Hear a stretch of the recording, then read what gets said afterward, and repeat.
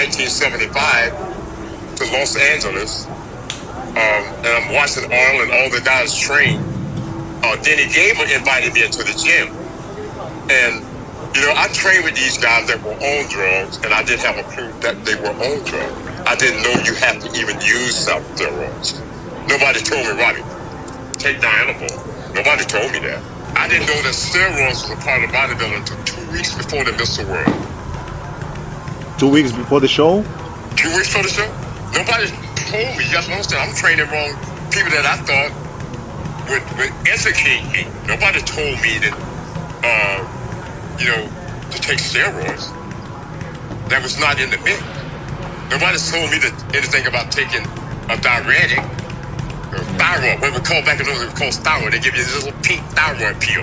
You put this pill on your tongue, it just drains your body. Yeah. And see, I never used those kind of things because I didn't know what the heck it was anyway. So I never got into it. 2 weeks before the Mr. World, the people at the Gold Gym say, asked me, Robby, what are you on? And I said, nothing. Mm-hmm. And they said, well, come back this afternoon. I'm going to give you something. It was one vial, 100 milligrams of Primobolan Depot. And I said, well, what do you do with it? And he said, this is a syringe, and you take it into the drawer. He drew it into the syringe, showed me how to do it. And then he said, you have to put it in your butt. I said, what? Oh, no, man. Oh, not in my booty. No. No.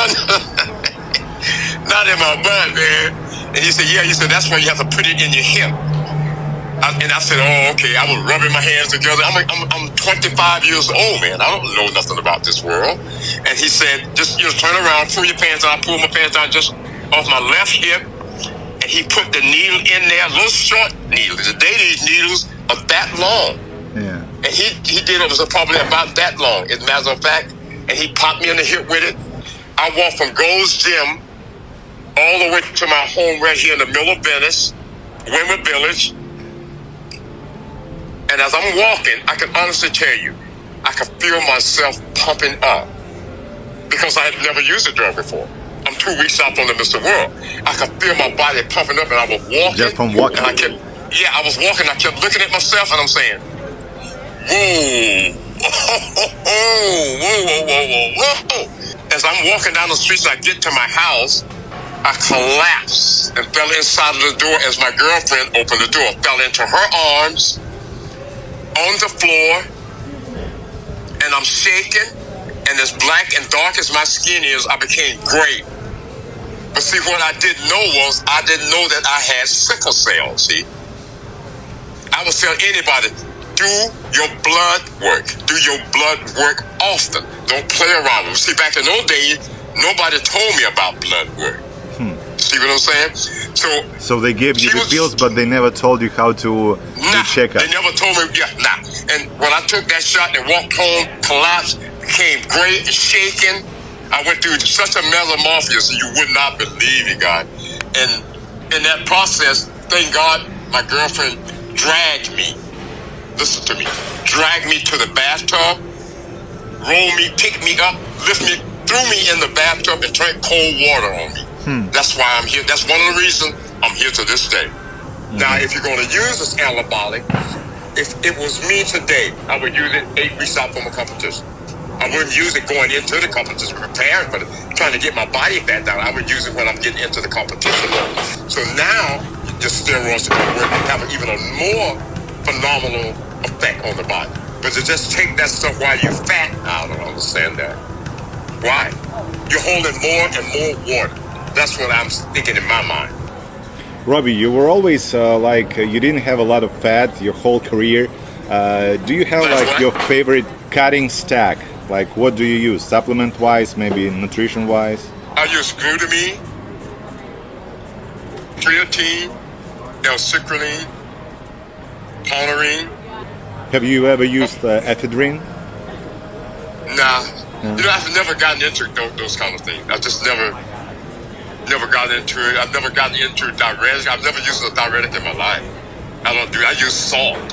I use sea salt, potassium, and water to get in shape. To get that ripped, hard, dense, muscular look. I've never used any kind of chemical thyroid growth. I've never used growth hormone and insulin. in my life. Never used this kind of stuff. I don't know how to. So I'm not going to go in there and play with my life, put something in my body that could kill me. So no growth hormone for you? What about insulin?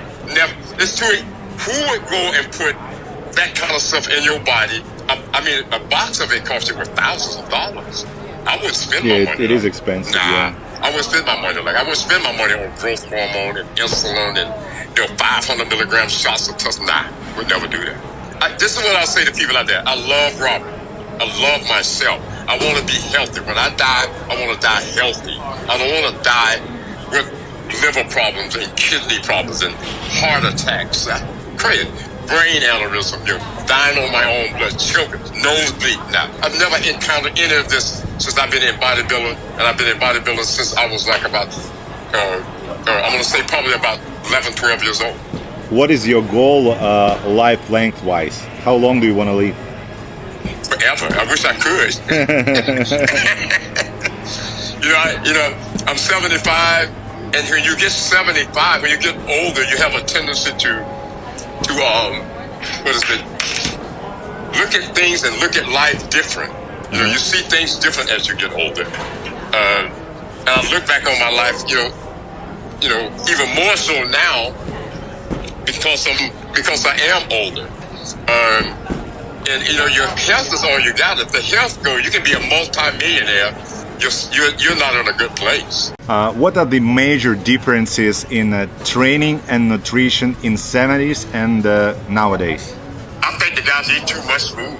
I think my whole concept of it, what I'm seeing is they don't really push that muscle by contracting the muscle. They just pump the weight up and down, pump the weight up and down. So to me, you're not really building any muscle. You have to make a contraction. Inhale, exhale if you're trying to build muscle. You can't just push that weight, pop, pop, pop, pop, 1,000 reps. And you're not even moving the weight during its contraction. So I'm not for how I see bodybuilding today. Bodybuilding today to me seems, it doesn't look good to me. Back in those days, all of them coming down, he would weigh 260 pounds. When he came into a competition mode, he weighed 260 pounds. Okay. He would start training. We would go in there. We would train 2 days. We would train once in the morning, once in the evening. Okay. That was perfect. That was great. My body, my physique took off. Went to the moon after that because I was used to going to the gym and training the whole body every day, 100 reps of body part. And in that process, when I came out here in 75, I was like ready for what they were doing. To be able to come in the gym and train with those guys on steroids, use the same weights that they was using, I was just stunned, really. I was stunned. I was like, wow, so interesting how they're doing it and how I was doing it. I was thinking about athletes of golden era being more dedicated to the whole idea, to the culture of bodybuilding that it is nowadays. Because when I was getting ready for this interview, I found out that prize money for Mr. Olympia in 70s was actually $1,000, $1,500. Is it really true? That's right. Think about that now. After all this time, they should have started to try to tighten that whole little thing up and say to the guys, hey, listen, we're losing the sport. People are still dying. And to me, in that process of how I feel about it, bodybuilding per se, it's not really becoming a better place. I thought, I was hoping when I'm in my 70s and 80s that the guys would be tremendous, but I didn't know that it would end up where people were dying. That's the part I think that affects me the most. Mm-hmm. To see people die when they don't have to. But Robby, a tendency of getting size more than aesthetics. It was like, I think, from 90s, late 90s and 2000s. Yeah. Why do we have this so many deaths like these couple of last years? When I found out, I won't call this person's name, a lot of those guys are taking a whole bottle of testosterone, man. A whole bottle. The more you use, the bigger. And to me, it's just kind of lost the beauty of what bodybuilding is all about. One of the things that I guess hit me the hardest was hearing about Cedric McMillan walking the treadmill supposedly and falling dead. That hit me hard because bodybuilding is supposed to be about health and fitness nutrition betterment, shape and beauty of the body. It's supposed to be good things. That's what I thought. We were talking about nowadays bodybuilding with some negativity attached to it, but is there anything that you like about nowadays bodybuilding?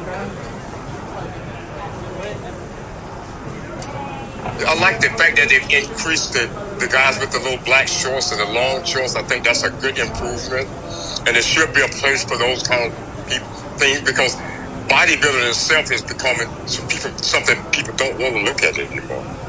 They don't want to see it. They would rather see the guy in the little black shorts than the little white shorts. And that's how they're pretty much saving bodybuilding, pretty much bringing it to a whole nother level where people can, respect it again. I think that's good.